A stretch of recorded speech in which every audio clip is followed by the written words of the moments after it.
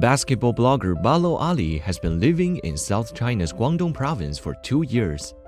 As a Chinese culture lover, the Malian explored dragon-related intangible cultural heritage in the village of Dongguan City in Guangdong. 东莞是中国潮玩之都，听说他们把龙也做成了潮玩。这几天舞龙嘛，现在我手酸的都抬不起来了，但是不妨碍我继续寻找龙。Let's go。雷岛有猛龙啊？龍冇啊冇啊，是这一条啊。小朋友，你是在哪里找到的？我带你去找吧。好，走吧，谢谢。你说咦，就在那里。这里啊？对。谢谢，拜拜。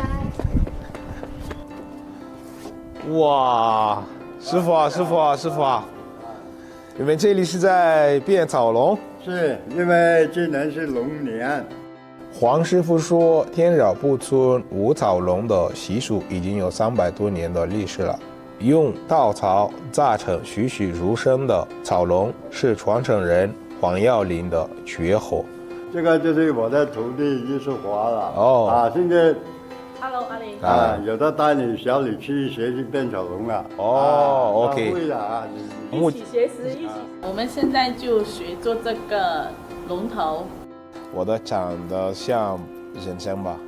可以，做得很好。我们先做了头，我们慢慢做，但是我知道下次我会把它做更好。